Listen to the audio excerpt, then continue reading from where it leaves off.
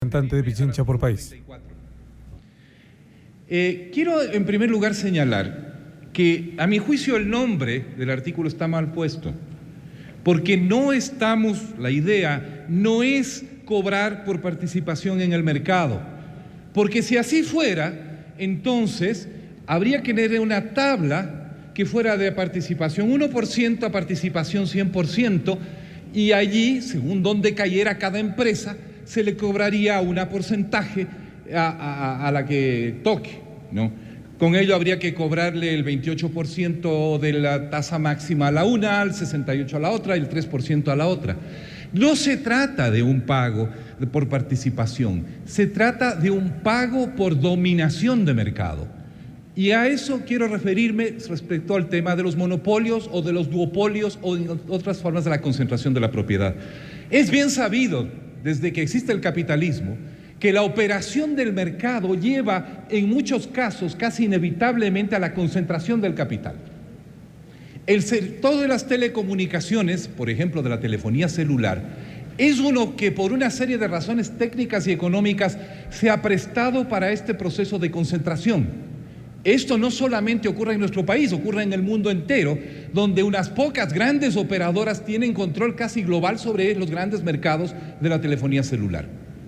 También sabemos, y esto no es nuevo, lo sabían también David Ricardo y los economistas del siglo XVIII, empezando por Adam Smith, que en general los monopolios no regulados o los duopolios no regulados son ineficientes y generalmente terminan perjudicando al público, al usuario.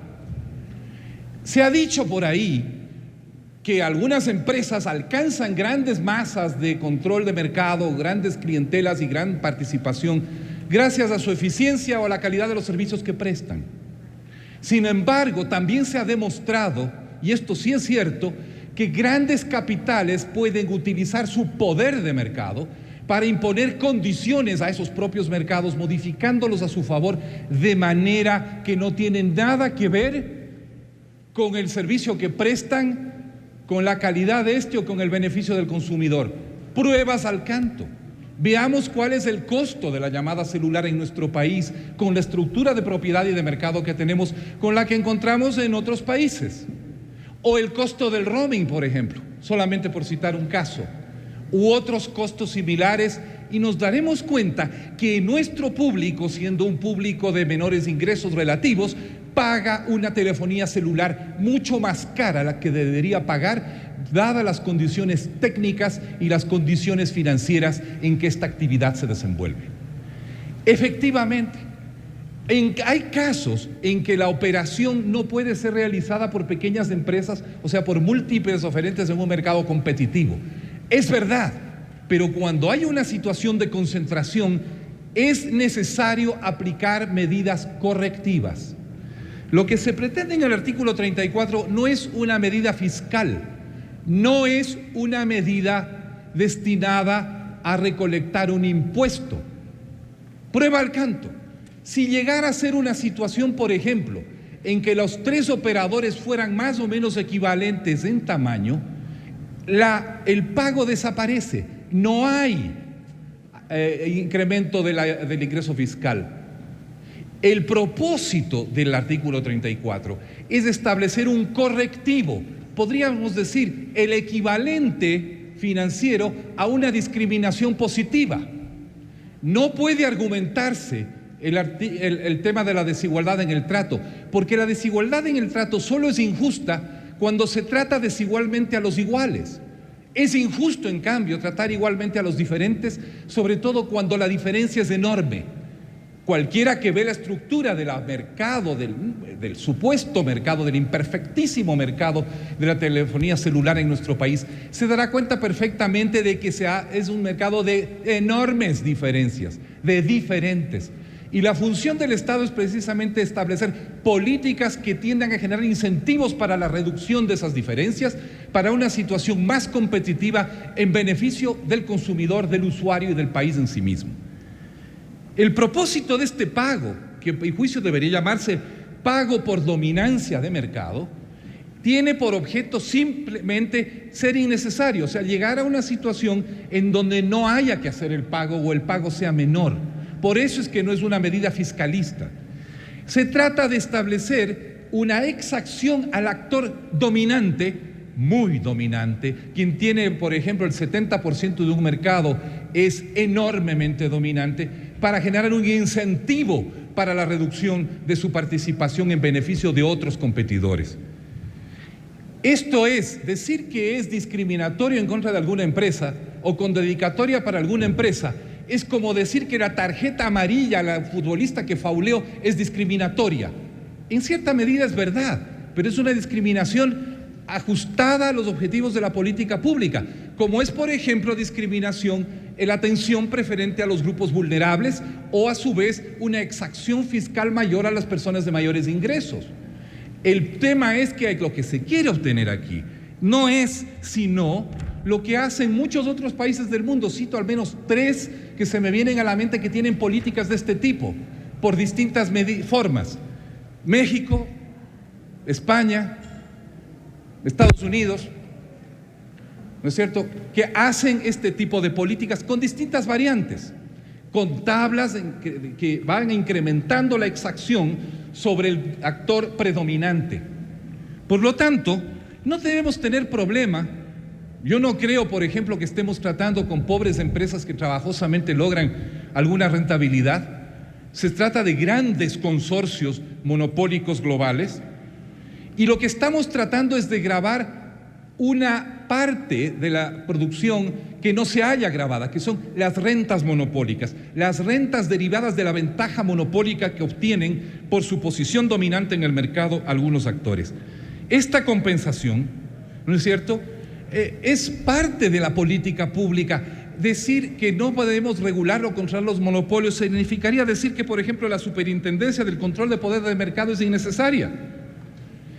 La operación normal del mercado genera estas tendencias indeseables. Por eso es que todos los estados del mundo, incluso los más liberales, empezando por los Estados Unidos, tienen activas políticas de neutralización, de regulación y de reducción del monopolio o del duopolio o del oligopolio.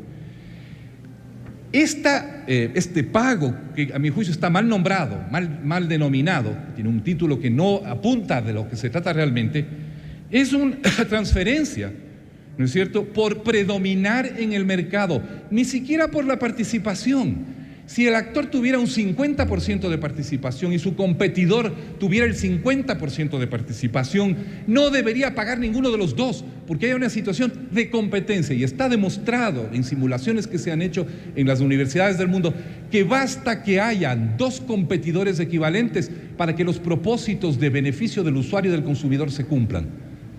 Si fuera 50-50 no habría que pagar nada, ni cobrar nada.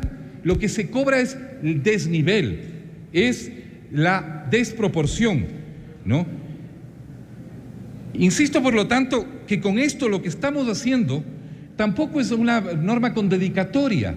Está dedicada a cualquiera que ocupe esa posición de predominio en el mercado, llámese como se llame. Y ciertamente el momento en que las empresas o la empresa que actualmente ocupan esa posición de predominio en el mercado dejen de tenerla o la tengan en menor grado, así concomitantemente bajará el pago que se exige, ¿no?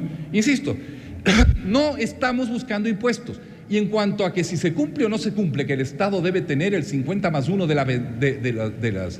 de los ingresos netos, de las rentas derivadas de la operación, eso es algo que tenemos que identificarlo independientemente, y sería bueno que pudiéramos saber exactamente cuál es esa proporción. Por demás está decir que hoy en día estas empresas ya pagan el impuesto a la renta, ya pagan la concesión, ya pagan el 1% de sus ingresos al FODETEL, y eso apunta a cumplir el 408. Pero esta medida particular del 34 no es para hacer cumplir el 408, sino para hacer cumplir el numeral 6 del artículo 304 de la Constitución, que se refiere a la lucha en contra del monopolio o del oligopolio. Es para establecer una equidad en el terreno de juego. Y en el minuto que me queda solamente quiero decir que quiero hacer una observación rápida al literal D del artículo 78.